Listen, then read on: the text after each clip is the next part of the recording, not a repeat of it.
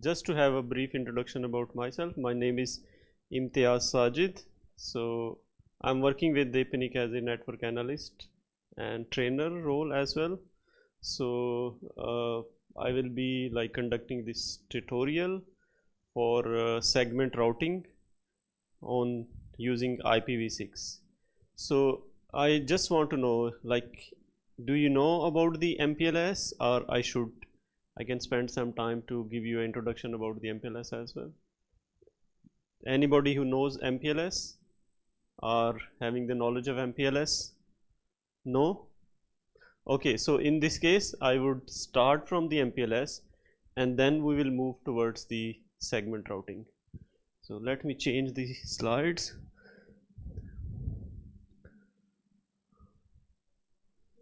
Okay.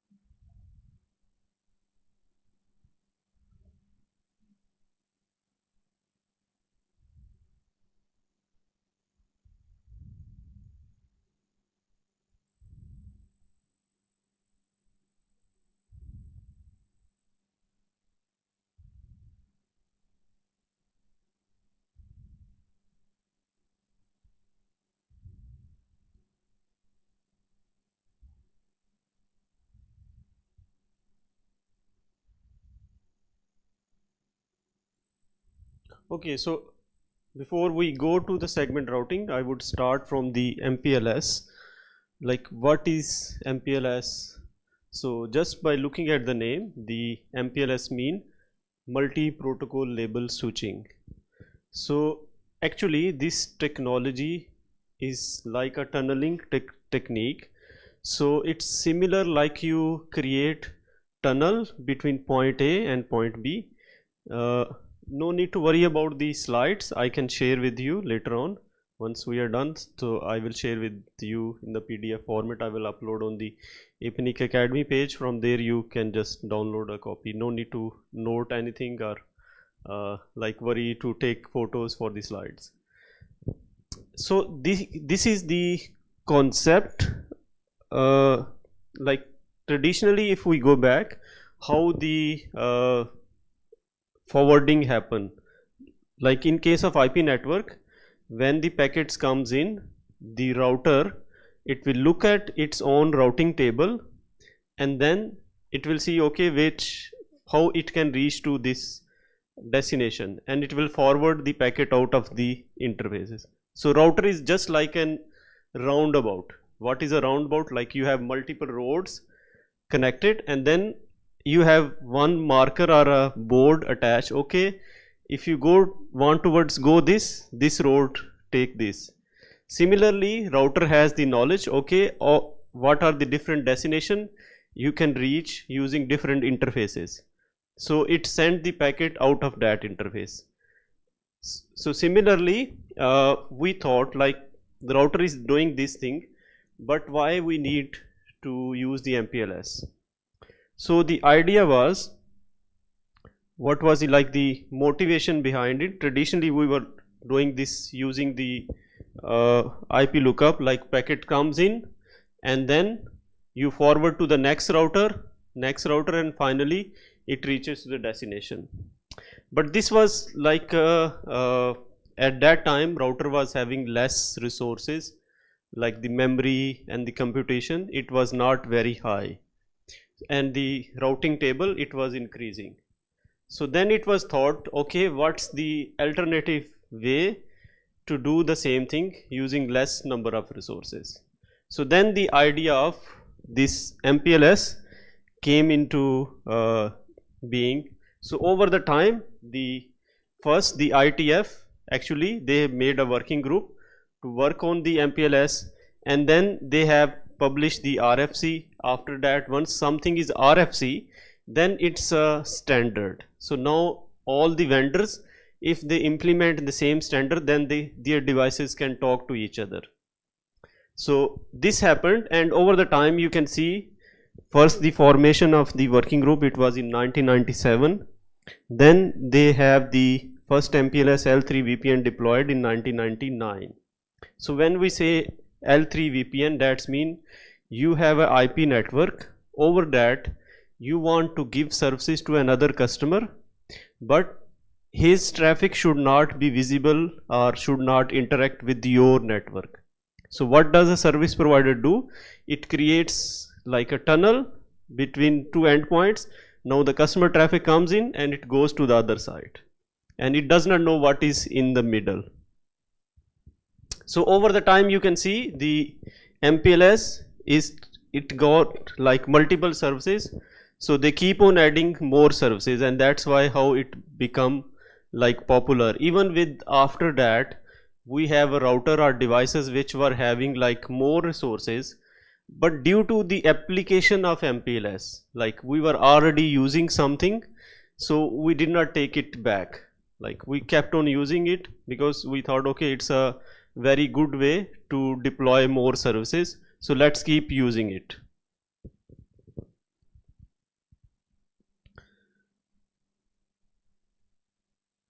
So in this case the MPLS gave us another thing which was decoupling, like separation of the routing and the forwarding.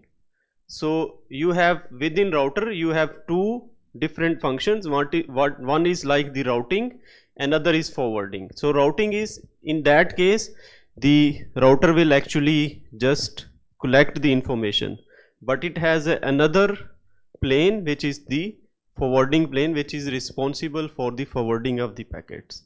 So that's mean when the packets comes in, already router has the knowledge of the connectivity or the topology using the routing table, and then it gives that information to forwarding table.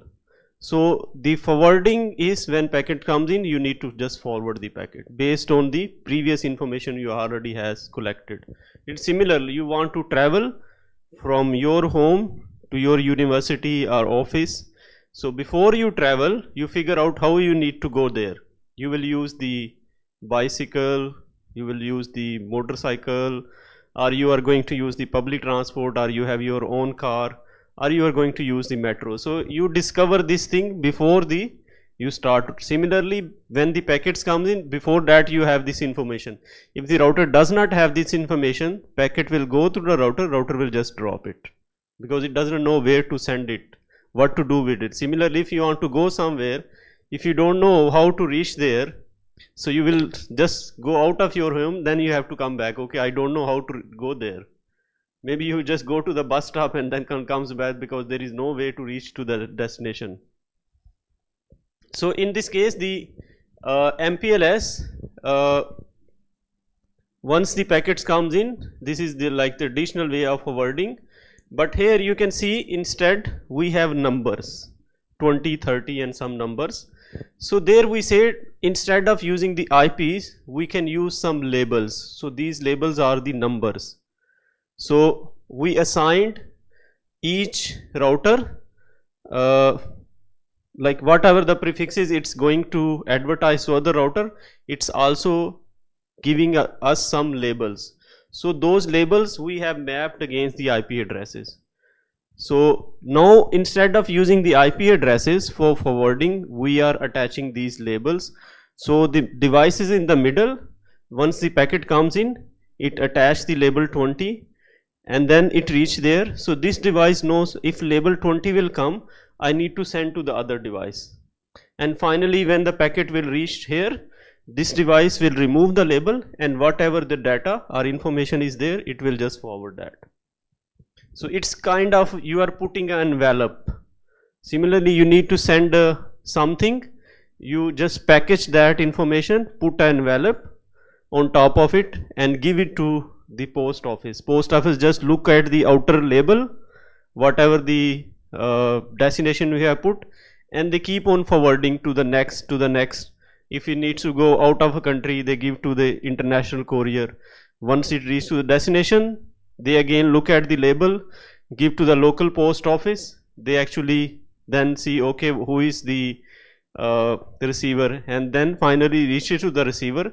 Then receiver actually open up and see what is inside.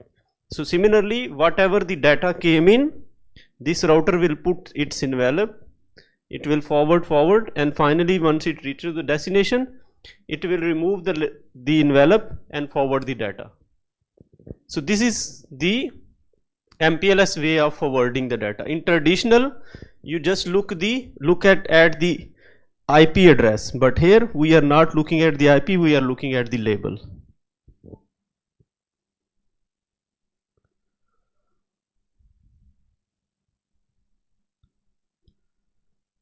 So this is an illustration like how a router actually adds the information.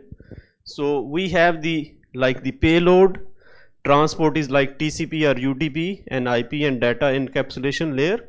So once the packet comes in, LER, label edge router, this is called. So this will encapsulate the data and send to the next router. The next router is LSR, which is a label switch router. So it will just switch the label. So the first router, it will in between, it will insert this MPLS label. So the MPLS label, it's in form of MPLS header, and this is how the header look like. We have the label, we have some EXP field, S field, and TTL. Maybe you know about the TTL is also in IP. Like when the packet comes into the IP network and you need to forward it, the TTL is there. So at every hop you are going to decrement the TTL by 1. So finally when the TTL reaches 0, if it has not reached to the destination, you need to discard the packet, because this cannot, finally you have like process it enough, like maybe 128 hop or 64 hops. It has not reached to destination, that means it is never going to reach destination. It's better to drop that, because it's just the garbage. Because similarly, if you post something to the post office and the post office keep on forwarding, and finally it just reach to a city or country and they are unable to deliver, so they will just discard it, because they don't know, either they will send back, because in case of post office they have a different protocol. So here in case of routers, once TTL becomes 0, they will just drop, they will not send back, because in case of electronic you do not need to send back the same information. So these are different fields in case of MPLS header, which actually helps to accomplish the forwarding.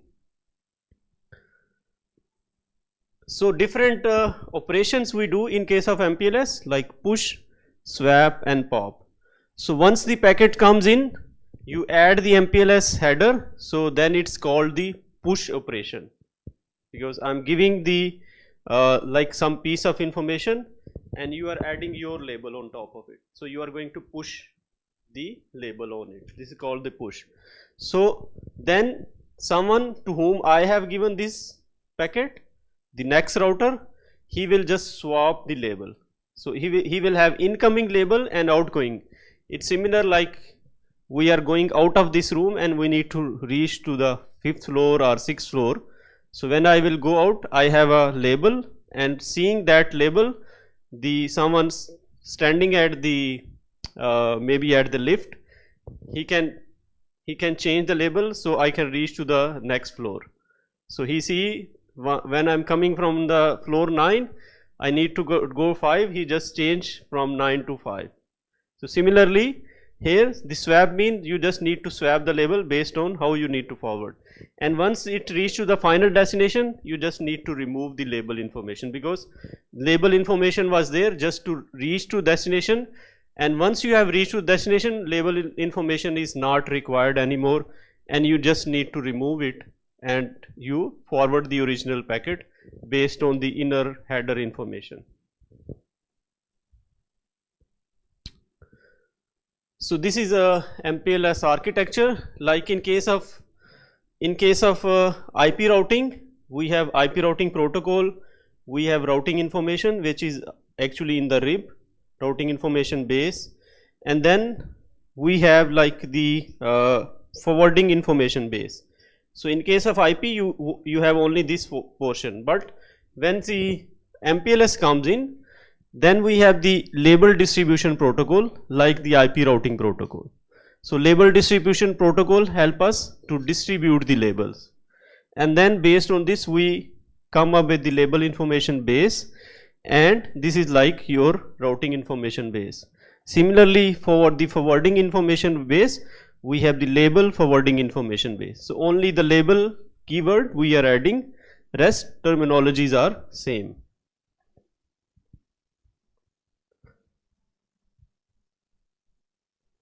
So this is how these table actually interact. Once we run the routing protocol, then from the routing information, the routing information base, the routing table, the information is shared with the forwarding information base, and also this comes from the label information, label distribution protocol as well, and from here the information is shared with the label information base as well, and shared with the label forwarding information base, just to help to populate the table, so it could be used for the forwarding of the data.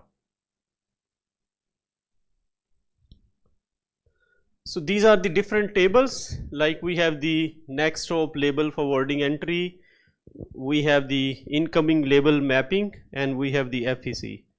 So we'll look into this in the upcoming slide. So in case of MPLS, we have different types of nodes, like you can see we have in the middle we have the gray, and at the edges we have pink nodes. So we say ILER, okay, that's the ingress label edge router, and then we have the LSR. So LSR is label switch router, and we also have the label switch path, which we say LSP. So this is the path which is taken from the ingress to the egress. So whatever the path, either this path or we can go this way, so whatever path we will select, we will say this is the LSP. And then on the other side we have the ELER. So E mean egress, LER is again label edge router. So at the edges you have the label edge router, either ingress or egress, incoming and outgoing, you can say. When the packet will come from this side, this will become the egress, and it will become this will become ingress, and this will become the egress. So depending on from where to where the data you are going to send. And in between we have LSR, these are the label switch routers. So they are actually, when they will receive any traffic with label, they are going to swap the label.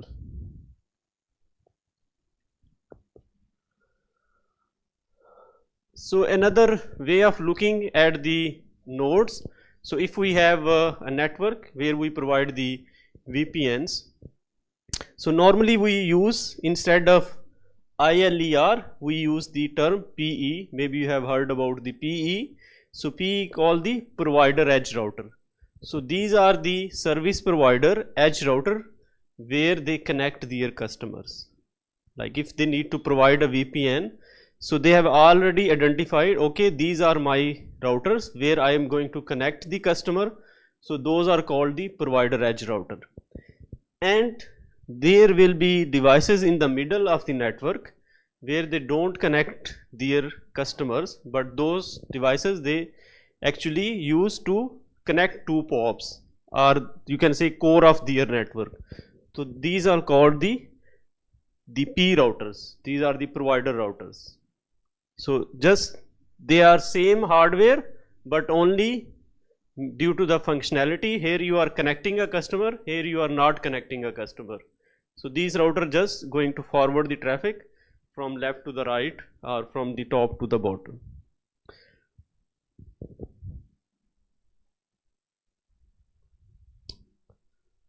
So before we forward the packet, first we need to establish the label switch path, LSP. We need to establish it. And how we do this, we have to use some protocol to distribute the labels. So there are different protocols which actually we use. To name them is like, one of them is LDP, RSVP and MPBGP. So LDP is label distribution protocol, RSVP is we use for traffic engineering, and again MPBGP is also used for the label distribution.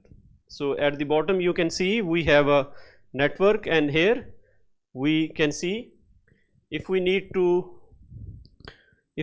advertise the information regarding this network which is connected with this router. This is not a VPN customer, this is just a network connected with. So this router is going to advertise the information for this network using a label 300. So this device, it will receive this information, it will install, okay, if I need to send traffic towards this network, I will use label 300. And same, it's going to forward this information to other routers. So the next router, it actually install the, after it installs, it forward to its left side, or it forward to up as well. And now you can see it has sent the label 200. That's mean if this router is going to send back the information to the destination network, it will use label 200, and this router knows if something is received with 200, I will swap with 300 and send it back. And same, it is going to forward to the other router. So now you can see where your prefixes or host will be, you are going to distribute label from that side, and that is called your downstream, and where the labels are received, that's called the upstream. So this is called upstream. Maybe you heard about upstream and downstream for internet connectivity as well, but here in case of MPLS, we have the concept of upstream and downstream. Like from where the label information is originated, that's called downstream, and where it's received, it's called upstream. Now your traffic is going to be from this side because you are going to reach to that destination. But if there is a destination here, so for that destination this router will become downstream, and the other side will come upstream. So depending on from where you are distributing the label and where is your network is.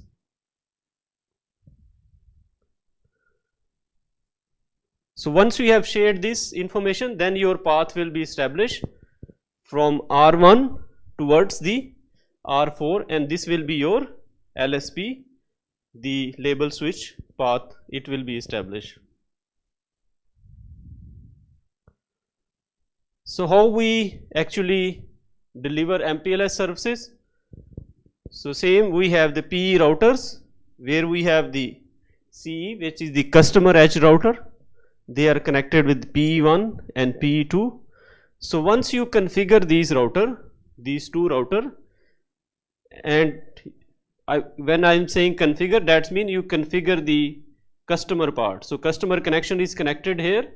So you configure this router, okay, we have VPN 1 here and VPN 2 here. So these two routers, they automatically actually exchange this information with each other, that I have the VPN connected with me, and it share this information using a label. So you can see label 1, 2, 3, 4, just to simplify things I have written this label, and it will be attached with VPN X. It could be VPN A, B, or whatever the VPN is. So PE2 is going to share this information with PE1. Similarly, PE1 will share the information with PE2 as well, that this CE1 is connected with me, and now we are seeing like PE2 is saying to P1, okay, C2 is connected with me. If you want to reach to C2, send traffic to me.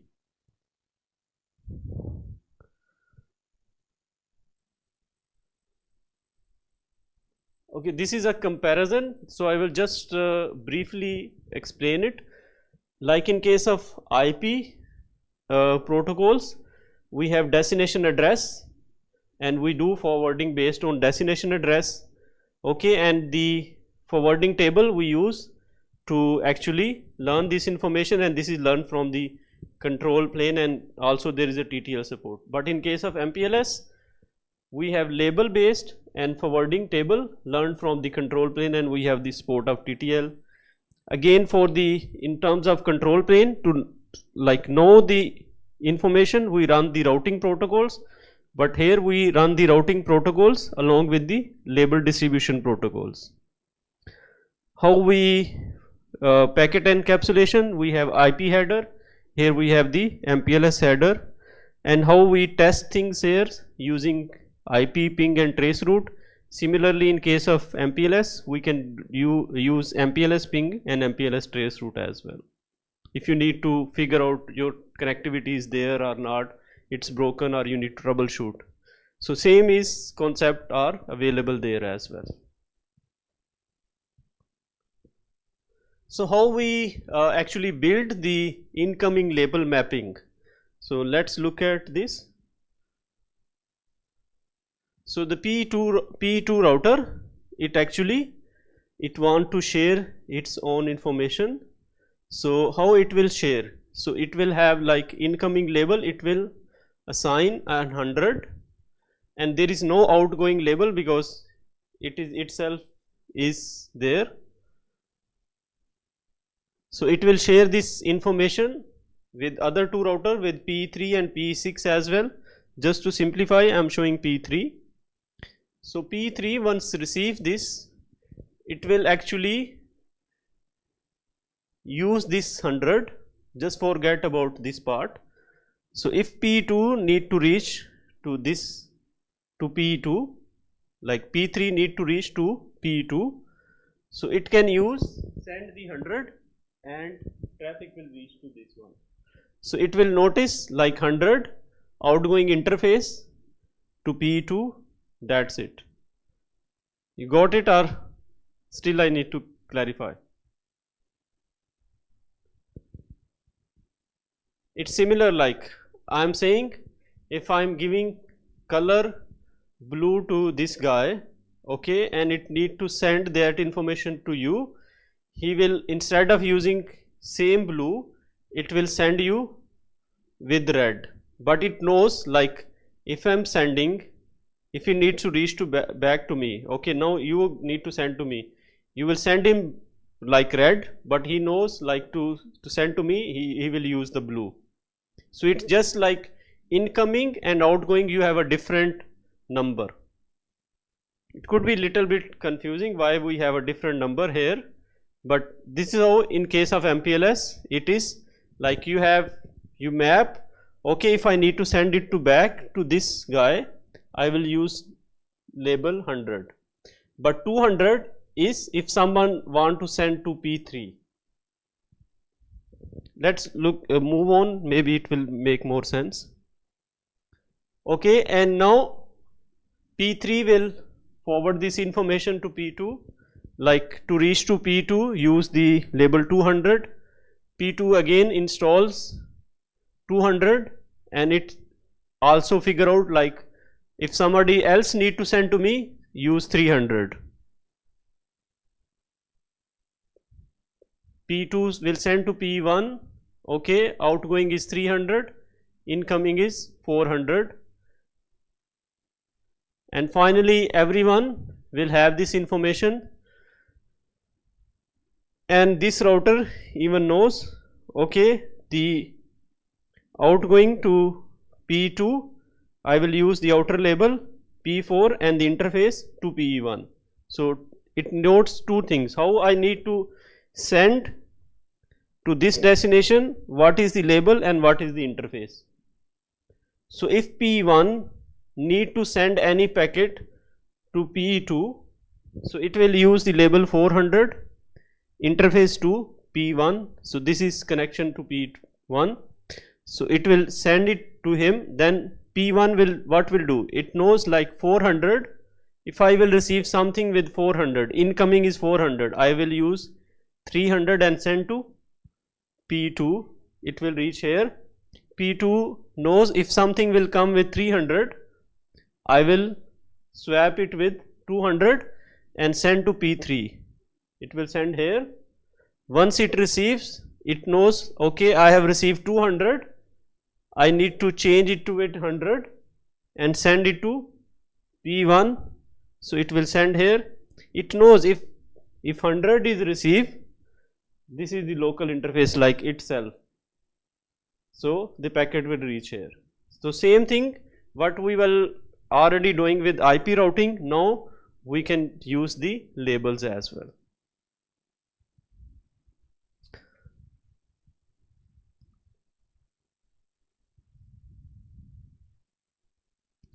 So just how the traffic forwarding for MPLS for VPN will happen. So remember, for the VPN we said there will be a label for VPN. So once the traffic from the VPN customers comes in here, it will add the VPN label. So this VPN label, this was advertised from here. Remember 1, 2, 3, 4 in the previous slide.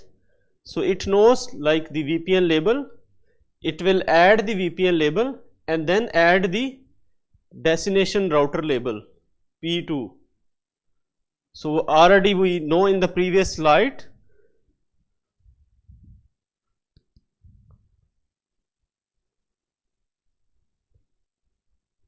like if you want to reach to P2, you need to use 400.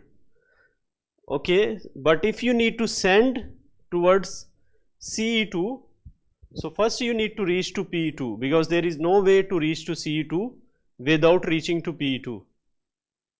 So first you need to reach here, then it could be sent to this one. So that's why this router, it will add two labels. One is your VPN label, the service label, another is the transport label. So service label, when we say it's the VPN label, it will be at the bottom. Transport label will be at the top, because the top label you need to swap.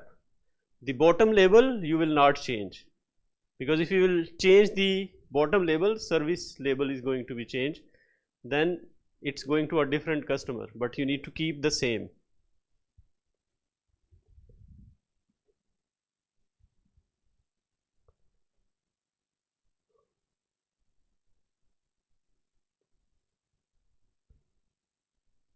So once the payloads comes in, you will push two things. One is your VPN label, another is your transport label. Transport label is to reach to P2. So it will push the payload. Payload is whatever is like your data in terms of TCP or UDP or whatever the packet you have received from CE1. So it will add the service label, it will add the VPN label. So now when this packet will reach here, so P1 has incoming label mapping, and it knows if something is received with 400, it can swap with 300 and send to P2. Okay, so it will swap the top label 400 to 300 and forward it. Again, P2 knows if I will receive something with 300, I need to swap it with 200 and send to P3. So now once the P3 receives it,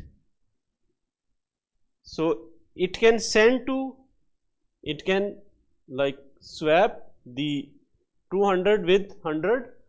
Other way of optimizing the thing is, because this is the second last router before the destination, so destination does not need the VPN label, the transport label. So you just send the information without the top label with the service label. So that's why the optimized way of doing thing is just remove this, because this knows like if you will receive 200, it need to send to P2 using 100, and this is the interface. So the most important thing is the interface, but this knows like I am the second last router. So there is a thing called PHP, Pluntimate Hop Popping. So the second last router, either P3 or P6, if they need to send the information to P2, they do not need to swap, they can just pop the top label and send with the service label.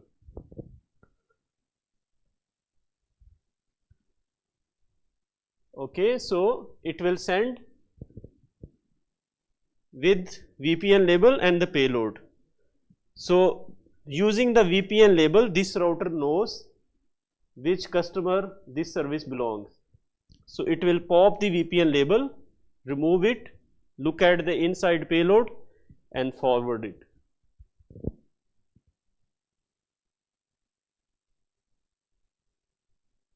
Because the customer do not need any VPN label or something, that's only concerned about the actual traffic or actual data. It's similar when you send the, again the postage example, when you send a letter, the post office is going to, if it needs to send to another country, they are going to put all the letters in a box and label which country is going to. And once it reaches that country, they will actually rip off the label, see what's inside, and then they are going to process it. Similarly, here you can see each router is going to do his work. It's going to swap the label, finally reaches the destination, and then you see what is inside and give it to the customer. So this is the concept of MPLS, like how the service provider can use the same router to give multiple customer the connectivity. Now if I have another customer connected here, a different customer, not different branch. If I have different branch, same customer, another branch, then I will use the same label. They will have the same VPN. But if they have a different customer, like bank, maybe this is a bank which have two branches, we have another enterprise which is maybe hotel, they have one branch here, another branch connected here. So they will have a different VPN label, because their traffic cannot talk to each other, their branches, because they are a different customer. Any question you have?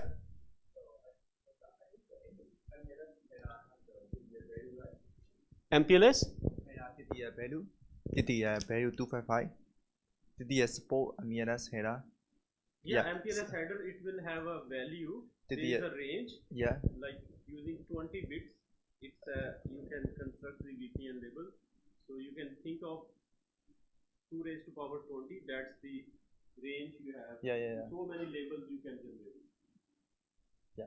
So the TTL value is a net for the next step by step changing around. Yeah. And 255 is a net.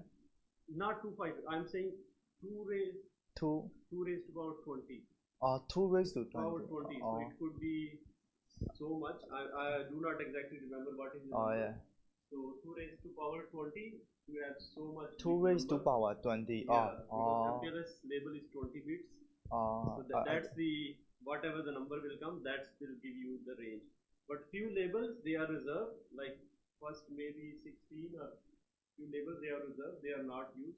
Then you have different label ranges for different protocols. Like simply is to, like easy is to use the LDP. LDP is like using the OSPF and IGP, like it's the shortest path. You do not have any traffic engineering, but just you label it and then the labels get automatically distributed.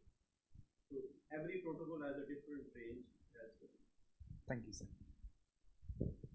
Okay, so let's move forward. So if in case you need to do traffic engineering, then you need the RSVPT protocol in case of traditional MPLS. Why? Because LDP actually cannot dictate the path. Like you can see here, there are how many paths between PE1 and PE2? 1, 2, 3, 4. You can think of how many different combinations. So that means I cannot decide, if I use LDP, I cannot decide which path I want to use.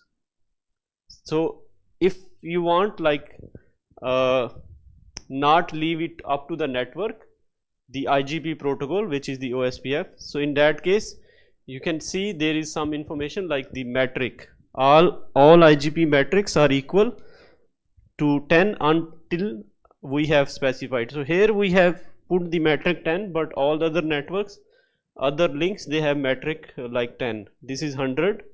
So that's mean this link has become less desirable because you need to count 10, 20, 120 and 130.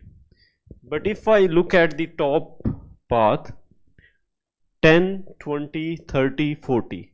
So this is how routers select the path.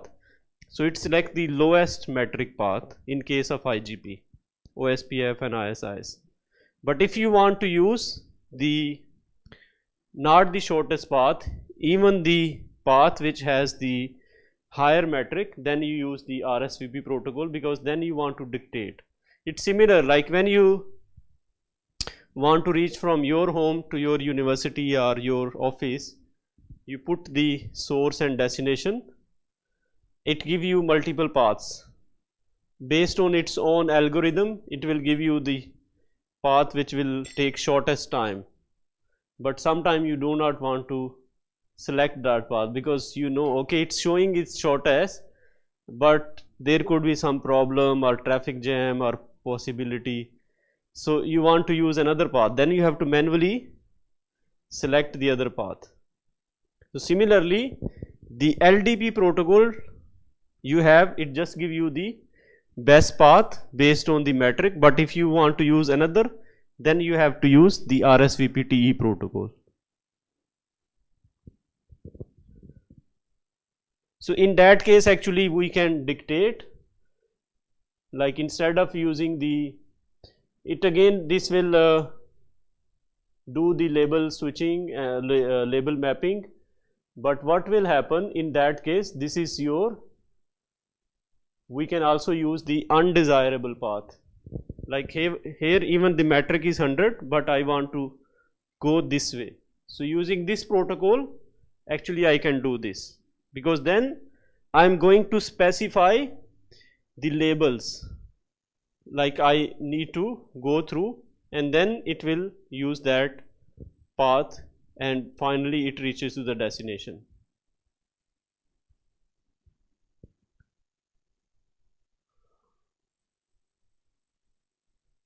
But the problem with this is you have to establish the paths from both sides manually. So if you have like 2 nodes, you have to establish 2 paths. But if you have like one is for incoming, one is for the outgoing, but if you have 3 nodes, then it will keep on exploding, like your total number of paths will increase. So if you have 4 nodes, then you will have 12 paths, because now you need actually from each node towards the other node, from this node towards this node towards this node. So that's why when you have like maybe 100 or 200 routers, it become like very hectic to do traffic engineering, because you have to establish tunnels from both sides to forward the traffic over the specific path. So now let me switch to the other slide that we have.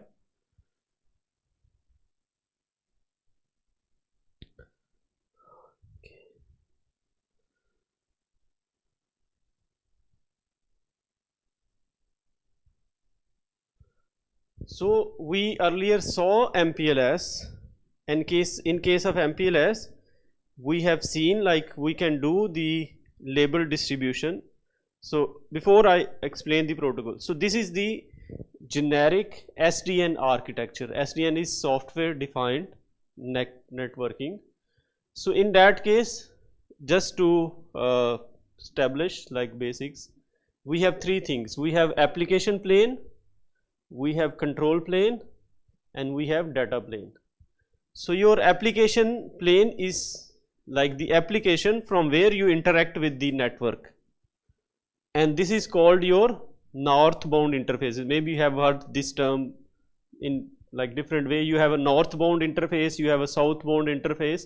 So northbound interface is your application talking to the network, and there you use different protocols like REST, RESTConf, NetConf, XMPP. These protocols you use to interact with the router. So this is your router, and this control plane, this could be a separate controller which is other than the router, or it could be with your router itself.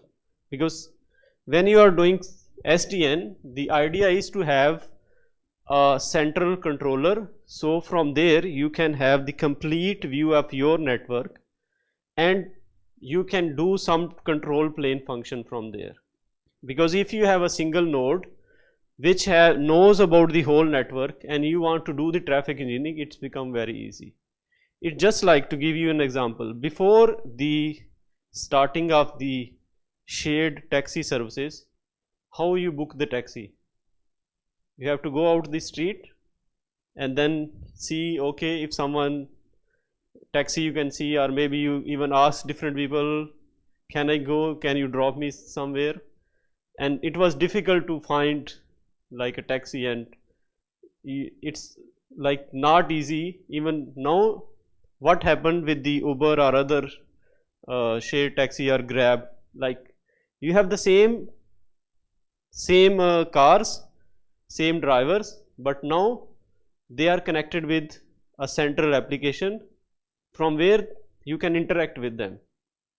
So similarly, if we come back to the network, so controller is just like Uber application which is talking to your different devices, and through them you are able to know what are their resources, like they have what is different features they have. Like again going back to car, when you open the Uber or Grab application, they give you different like type of cars, like you need big car or you need small, or just want to ride, or you want to send some packages. So similarly, they actually knows this information, because when they registered the car, that car capability have been known to them, and they know what is like this car capabilities.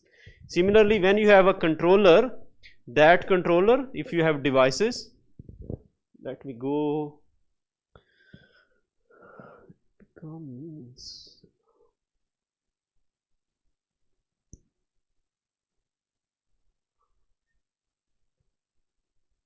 Okay, here you can see we have SDN controller and we have different devices, like these are different devices.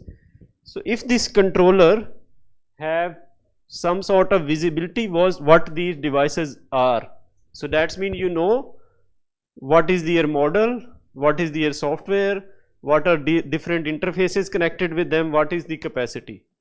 So then if you need to deploy any service or you want to dictate any path, you already know like what are the different paths available, what is the traffic level running, and then you can order something new.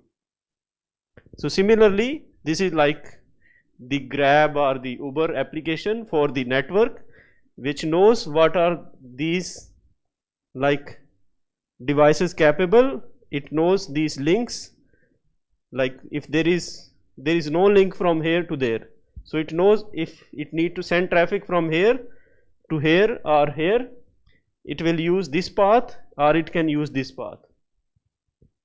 So this is the advantage of the controller in case of SDN. We have like you know the whole network just from the controller point of view, and then you can do different things.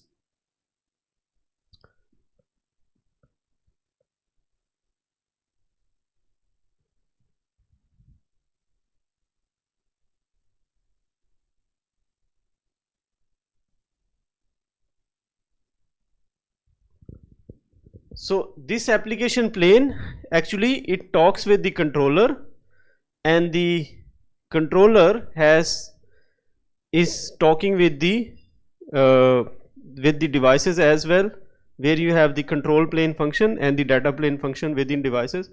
And then we are running different protocols, like here you can see we have open flow protocol that's run between the controller and the forwarding plane. So this is used as one of the protocol from the controller to the device, just so device can know what is the information with the controller as well. Similarly, you can run SNMP. You have heard about SNMP. You can run netconf as well.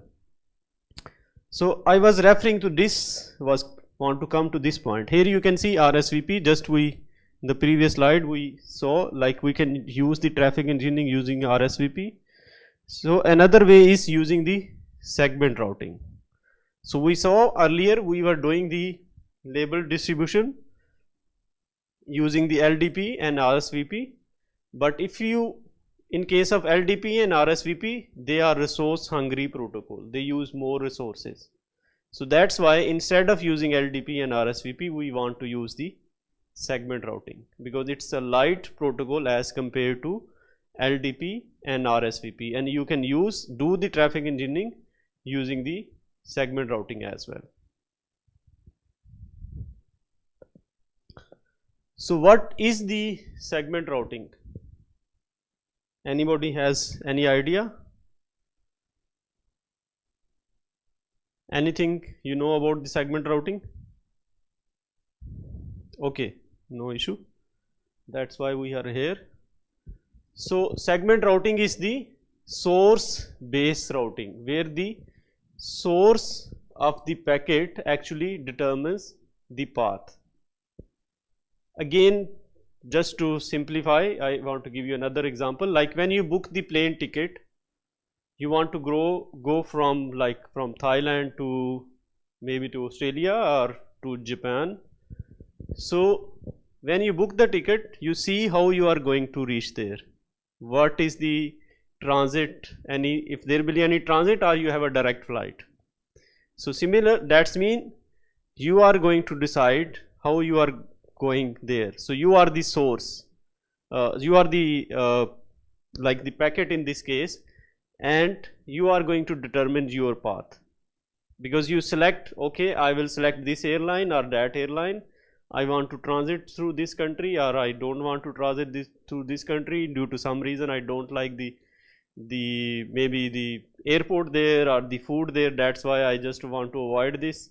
So again, in case of segment routing, when the packet comes into the network at the first device like the PE router, you are going to decide how it's going to reach to the destination and what are the different nodes you want to go through. So that's the idea of the segment routing is. So actually at the source you determine how the packet is going to travel, and how we do is we actually encode the path information with the packet as a sequence of instruction or segments, and those instruction could be node or link. So in case of network, we have two things. We have nodes like the devices, and we have links. So that's mean we can encode this information along with the packet. Okay, go to these different nodes, or go to these different links, or we can combine both. Okay, these nodes and these links.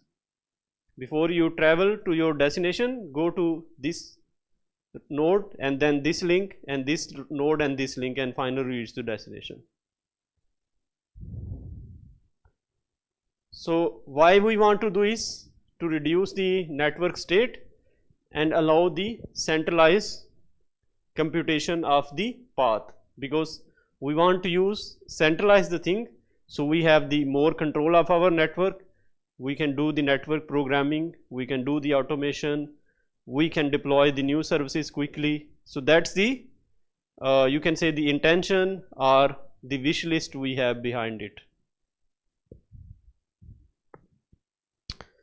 So in case of segment routing, what or we can say SDN technologies, we use actually the open flow, and we can use if we say in terms with SDN, we use the segment routing.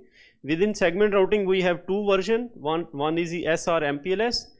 In that case actually we use the MPLS labels, but we do not use the LDP protocol or our RSVP protocol. We use the segment routing protocol, and it would be based on IPv4 and IPv6, but still we will have labels. The second version of segment routing is SRv6, where we actually do not use the MPLS label. We say, okay, we can use IP addresses. If we we want to just give the list of labels. Instead of giving the list of label, we can just say, okay, list of IP addresses, go to these different IP addresses before reaching the destination. So that will simplify. So in this case, we will eliminate the need for MPLS label itself, and based on the IPv6 forwarding, we will forward the traffic. So instead of like having those labels and all those things, we say, okay, we do not need it, let's simplify.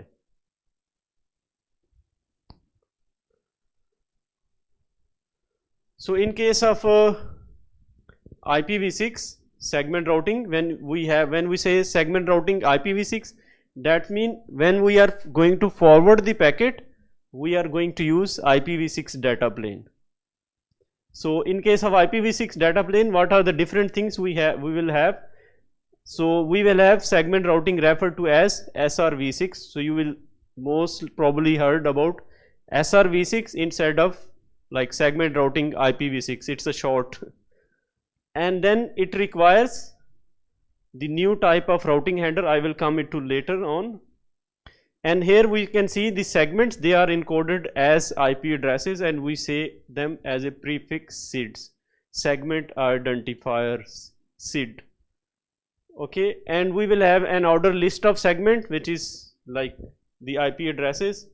And when we are going to process it, we will always process the segment which is in the destination header, and then we will keep on changing the destination header when packet will move on.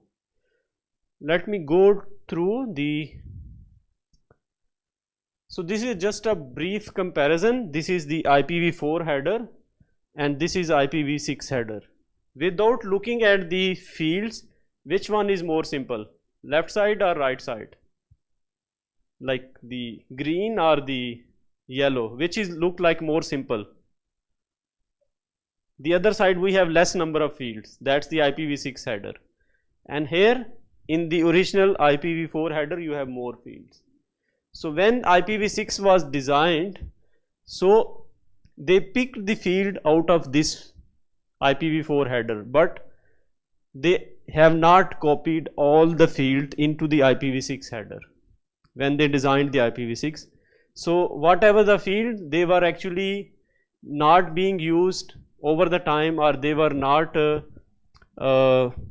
making sense. They actually said, okay, not to do the same mistake, let's keep them out. So like we have the version field, both side, source and destination addresses, okay, payload, we have there we have the type of service, here we have traffic class, total length, payload length, protocol is there, we have a next header here, hop limit, which is TTL there, and this is the new field they have introduced, the flow label. So you can see there are many other fields, like there is a fragment, offset, header checksum, and padding, options, identification, flags. So they said we do not need these fields. If you need to do header checksum, do at the TCP level, not at the IP level.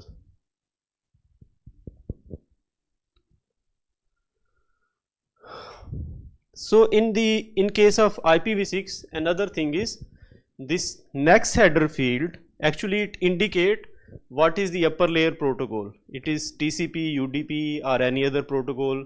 Maybe you have IPsec packet after the basic IP header. So that you mention in the next header field, what is the upcoming header after the basic header. So you have to mention against the next header what is the next header coming after the basic header, so that helps the devices to process the packet quickly. So today if you have like two nodes which are connected, enabled on IPv4 and IPv6, but if you want to just send the ping between them using IPv4 and IPv6, maybe you will notice this, the IPv6 ping, it will give a little less time, maybe in terms of micro or milliseconds, because if there are more devices involved, IPv6 packet could be processed quickly as compared to IPv4. So these are the different next header field numbers that you can mention.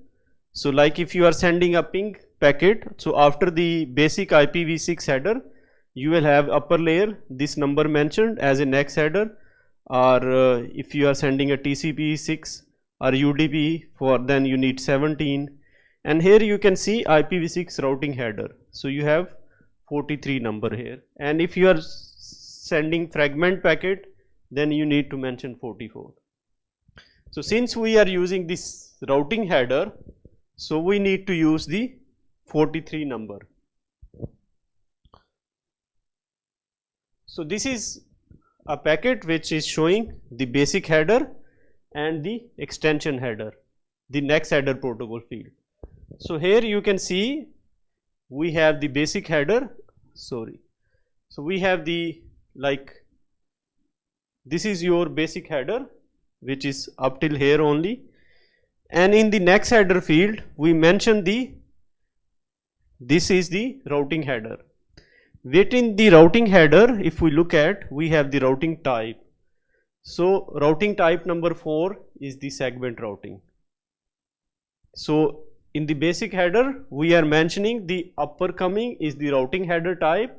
Within the routing header we are saying is, if number is 4, that's mean is the segment routing header. And here what I was saying, the list of segments we need to do, we can encode here.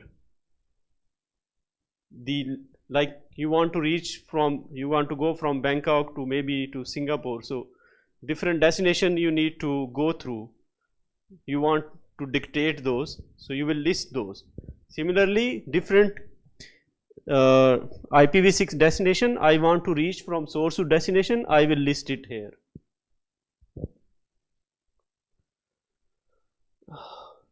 Okay, so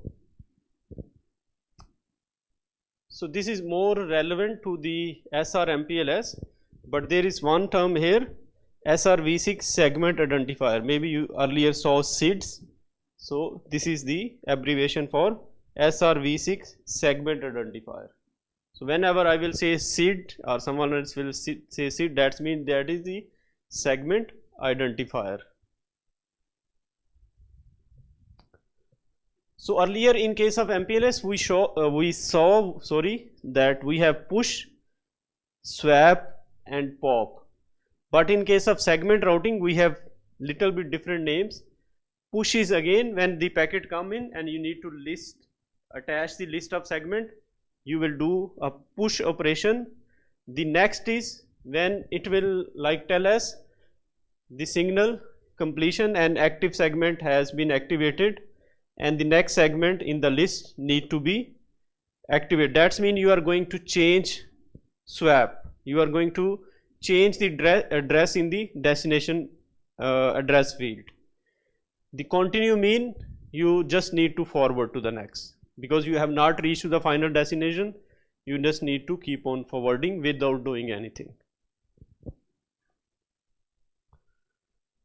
So let's look at how the segment routing header look like. So just we have simplified the IPv6 header, remove the extra field. I have just kept source address and destination address field. Okay, so once the packet come in, we will have this IPv6 basic header, and then we can have a segment routing header. So in that case you can see we have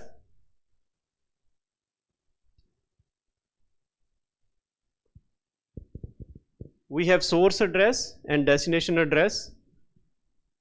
So source is like from where the packet is going to be sent, and destination is your destination where it should reach. And then you have the list of segments. So here you can see you have L segment list. So this actually gives us like how many segments are there, and list of segment is actual segments. So here just to simplify, I have written R3 and R5, but it would be actually their IP addresses. and then you have the payload. So how you actually build this information, like you decide what are the different nodes that you need to reach. So here we want to reach to R5. Let's suppose we have R1, and from there we want to reach to R5, but before that we are saying go to R3 because we want to dictate how you reach to the destination. So that's called, like, you are dictating from the source how the packet will reach to the destination and what path it needs to take. So you are giving the path information in terms of this list. And why the list is 1, even we have 2 nodes here, because you always start, in case of like computer, we have the concept start from 0. So 0 and 1 becomes 2. But if you will take the want to figure out how many segment lists you have, you take the formula n minus 1. How many nodes there are? 2 minus 1, so it will become 1.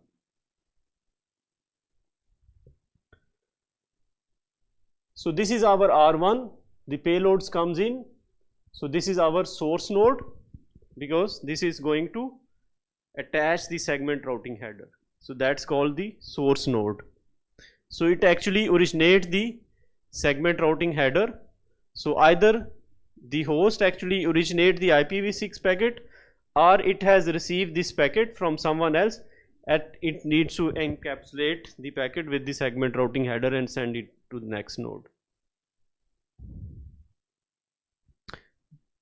So once the packets comes in, we have the requirement to reach to R5, but our desire is it should go to R3 and then reach to R5. So in this case, the first address is put in the destination address field. So instead of putting here R5, we put the R3, which is the first node in the path. So the packet will go to R2. So R2, this is the transit node. So actually whenever the packet reaches to this destination, it look at the destination address. If the destination address is different than this own address, like this is R2, but the packet comes in with destination R3, so it just need to forward to R3. It will not do anything, it will not read this path, because the destination address is different than its own address. That's what you do. If you receive something and destination address is not your address, you need to forward to the destination, whatever the address is there. So the packet will go to R3. Now the destination address is R3 and it is same its own address. Can it consume the information?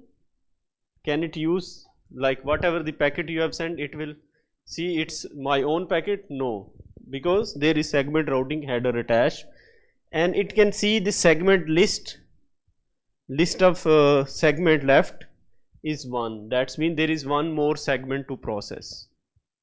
So what it will do, it will minus this segment list by 1. So now you have segment left equal to 0. So it will move the pointer from on the 0 position, and there you see we have R5.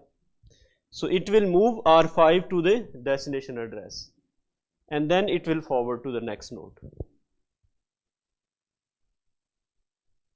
So this is our segment endpoint node. So any nodes whose destination address matches with its own address will be called segment endpoint node.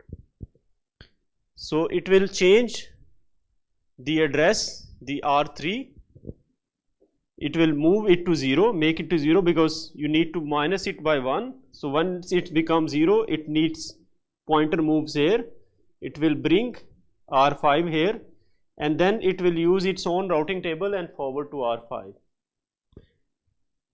So once R4 receives the packet, destination address will be R5. Then in case of transit node is one where the destination address and the local node address is different. So it just need to forward the packet without doing anything. So R4 will not do anything, it will just do the traditional forwarding, forward the packet to R5.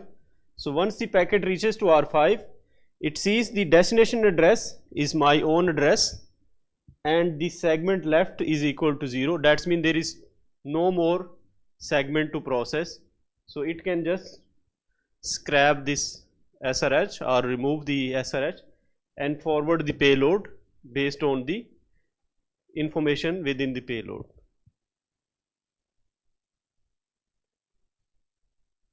So this is called the ultimate segment endpoint.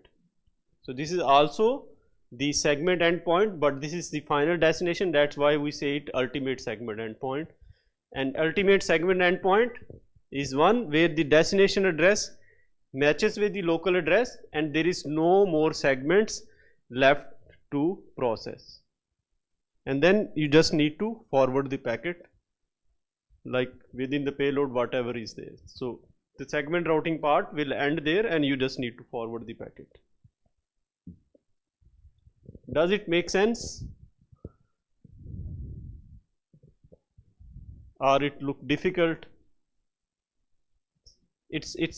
I believe it's easier than MPLS because in case of MPLS you need to worry what you need to swap or different table mapping, but in this case you just need to see what is the list of segment you have and you can, based on that you can just forward.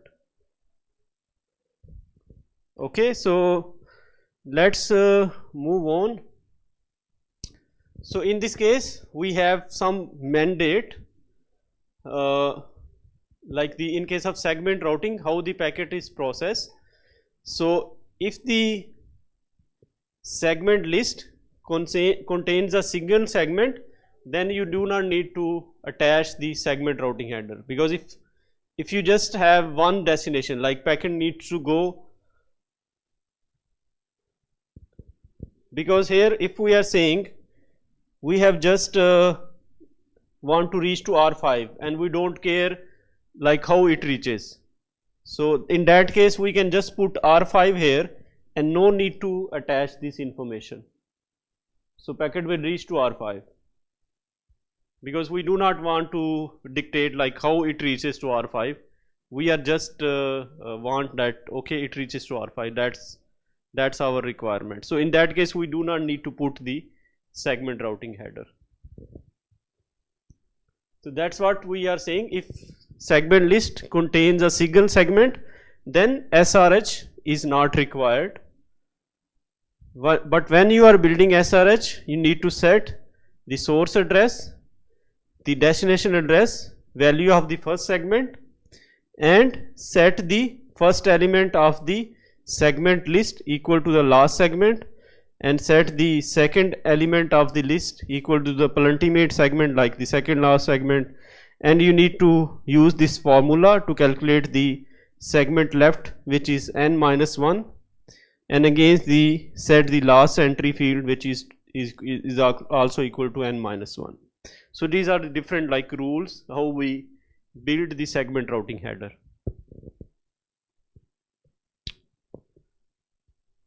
So this is the like rule to process the packet. So the transit nodes, they are not allowed to inspect the routing extension header, because only they has to forward the packet to the destination address, and second the SID in the destination address is routed using the traditional IPv6 lookup. You do not have any special method, you just need forward the packet like what you do in the IP routing. You look at the IP and see how you can reach to it using your routing table, and you just forward it. So the segment endpoint node, in this case they also actually look at the IPv6 destination address, but in that case the destination address matches the locally defined segment routing SID. So whatever the destination address field is, it would be same as the local router IP, and you have also configured the segment routing there. So in that case, it can process the segment routing header, and then it can decrement the segment left field by 1, and it can bring the next segment into the destination address field and forward the packet. So, but the first rule is the destination address should match its own address, and it should be running the segment routing. Okay.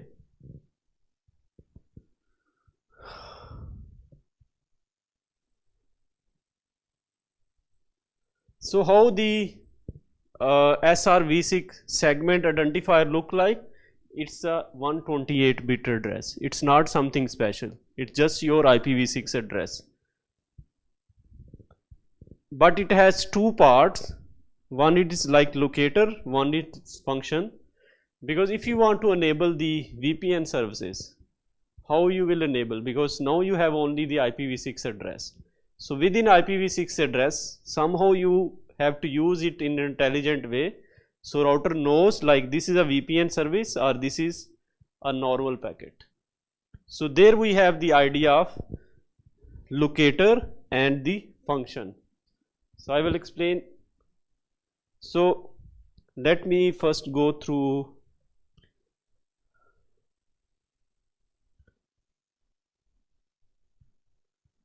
the addressing part, then it will be more.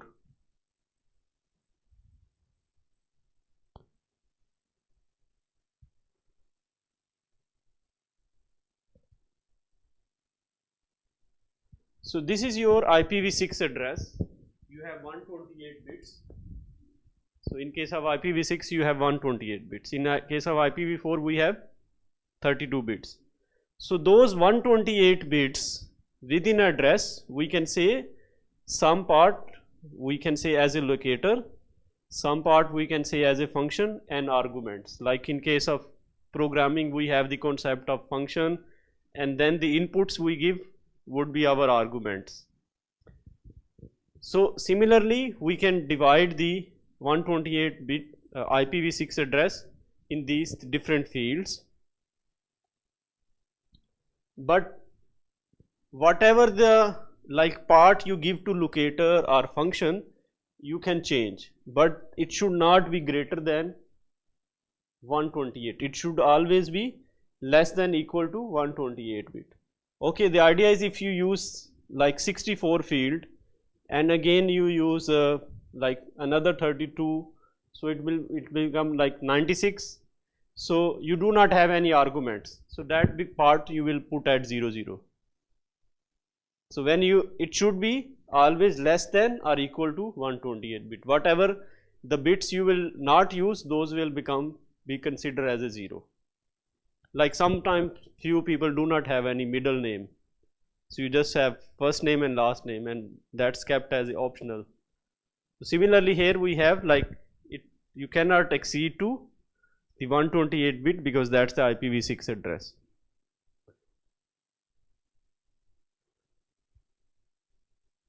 Okay.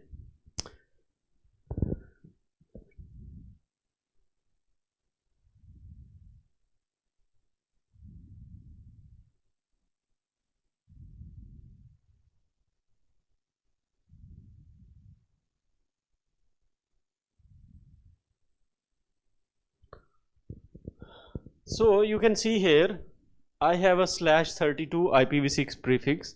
That means this is the prefix I have received from the APNIC or any regional internet registry. Now I need to use that 32-bit address.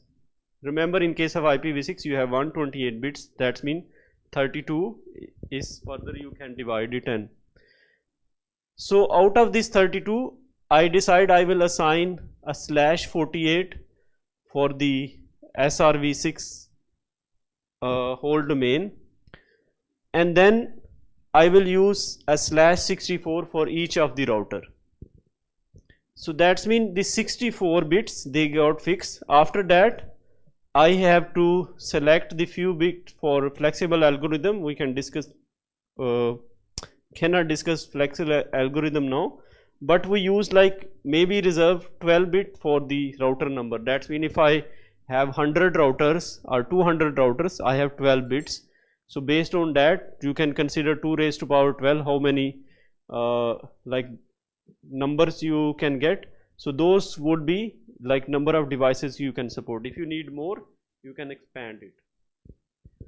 So let's assume like if I need to give address to one router, I have a 32-bit prefix. Out of this 32, I have decided okay 48-bit /48 I will decide with for segment routing. So the first to one router I assign a /64. So you can see here again for the here the k I can give any number, and that could be used for the router number, like 1 for router 1, 2 for router 2, 3 for router 3, and this is how I can keep on changing for each of the router.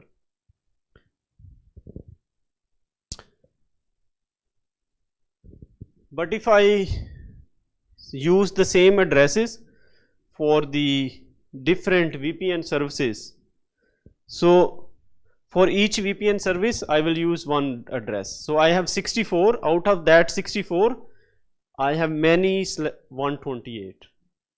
So I can use 128 for each of the different functions or different VPNs I can support. So once the packet will come in based on the IPv6 address, you will be able to decide or recognize what is the different service this address is attached.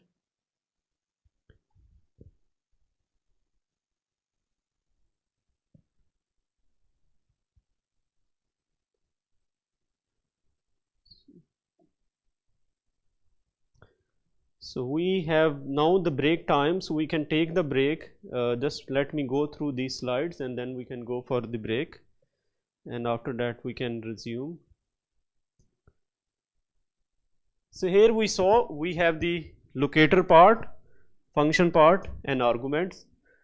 So these functions are different things you want to do on your node. Like you want to give the information to the node, like what it needs to do. Like it need to support a L2 VPN or L3 VPN or maybe an eVPN. So you enable those things using different IP addresses. So these are the name of the functions. I do not want to scare you. So we say like end.x, end.t. So end function means that something related to the node only. So if you want to reach to that node, that's it. So you say end function. If you want to reach to the node and then forward the traffic to another link there, so then you say end.x. That's mean something attached with the node, you want to forward the traffic, you say then enable end.x function. If you want to reach to the node, after that you want to forward the packet based on the IP table lookup, then you enable the function end.t. So there are some other functions which are related to like other services you have attached with the router, like reach to the node, end is node like, then D encapsulate, and then you actually want to send to an IPv6 cross connect, a link where you have enabled IPv6, you want to forward traffic on that link, so then you use this function. But if that link is IPv4, then you enable the function end.dx4. If you want to provide like IPv4 VPN, then end.dt4. If you want to provide IPv6 VPN, end.dt6, and end.dt46 if on the same link you want to provide like IPv4 and IPv6 VPN. So just these names actually you configure along with the IP address. So then router is able to know, okay, what kind of service you want to deliver using this address. So there are some other functions as well related to layer 2 VPNs. So these are the different function like n dot dxt. So simple way is to read is end is your node, d is de-encapsulate, x is for cross connect, t is for the table. So then like 6 and 4 is IPv4 or IPv6, and here 2 is like layer 2, V is for the VLAN, and M is for the layer 2 table lookup, and here you have the DT2, this is like to de-encapsulate and then forward the packet based on the MAC address, and you need to do the table lookup. So again we have the explanation here, so you can also read that. So these are the different then last three functions related to the segment routing policy. When you enable actually the traffic engineering, then you use these three functions. So anyway, the time is now 3:36, so we can have a break, then we can resume. So I would request you to come back, because after this we can do the lab where you can configure the segment routing. I will provide you the lab interface online, so if you have a laptop you can do the lab by yourself, otherwise I can show you here as well, and someone who can have the laptop, they can do along with me while I'm showing. Okay,